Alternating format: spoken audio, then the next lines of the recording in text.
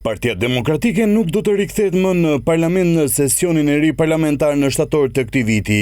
Pasi kryedemokrati Sali Berisha deklaroi në parlament se kuvendi duhet të shkrihet, në një intervistë për MCN TV, nënkryetari i Partisë Demokratike Belind Kolliçi sqaroi se deklarata e Berishës lidhet me diskutimet brenda selis blu, nëse deputetët e opozitës duhet të shkojnë më në parlament apo jo, për sa kohë qytetarët i godasin ligjvënësit me vezë. Për sa kohë kemi arritur në pikën që dhe gjithë qytetarët dalin para parlamentit dhe për ditë sa herë ka seancë plenare godasin me vezë deputetët dhe nuk kanë besim ke parlamenti, atëherë është e kohë që ky parlament vijojë dhe të mbajtë ngritur fasadën dhe skenën e aktrimit të një demokracie funksionale në Shqipëri, kur në të vërtetë nuk është e tillë. Pra është e kohë që të shkosh në një parlament ku vetëm për hallet e qytetarëve nuk flitet.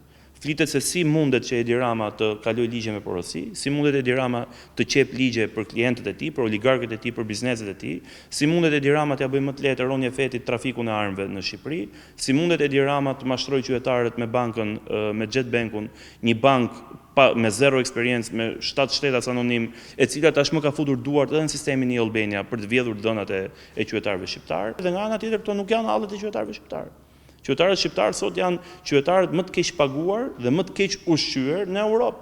Bojkoti sipas Kolliçit nuk do të thotë shkëputje nga denoncimi i projektligjeve apo debateve në lidhje me vendimarrjet e mazhorancës, por këtë aureol do ta zëvendësojnë me formula të ndryshme të aksionit të tyre.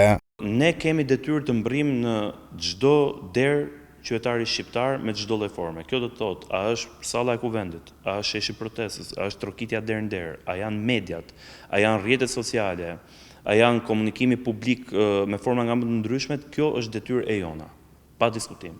Por ne mision kemi informimin e çdo qytetari shqiptar për realitetin në Shqipëri dhe për çfarë po ndodh me territorin e Republikës së Shqipërisë.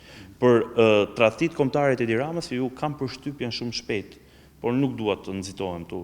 Do të njihni edhe bëma dhe skandale tjera që kanë të bëjnë me sigurinë kombëtare të Shqipërisë dhe me influenca të vendeve jo partnere në Shqipëri dhe me çështje shumë të rënda ku përfshihet drejt për drejt Edi Rama. Po ashtu, nënkryetari i Partisë Demokratike u shpreh se Partia Demokratike brenda muajit shtator duhet të nisë maratonën për zgjedhjet vendore. Unë mendoj që në shtator pa diskutim Partia Demokratike do duhet përgatitet për zgjedhjet elektorale vendore të vitit të ardhshëm dhe do duhet kemi edhe kandidaturat tona më të spikatura për çdo bashki. Dhe në këtë mënyrë ne të shkojmë dhe të trokasim në derën dhe në zemrën dhe mendjen e çdo qytetari shqiptar. Ndërkohë Kolliçi përjashtoi kategorikisht opsionin e djegjes së mandateve apo të mospjesëmarrjes në garë.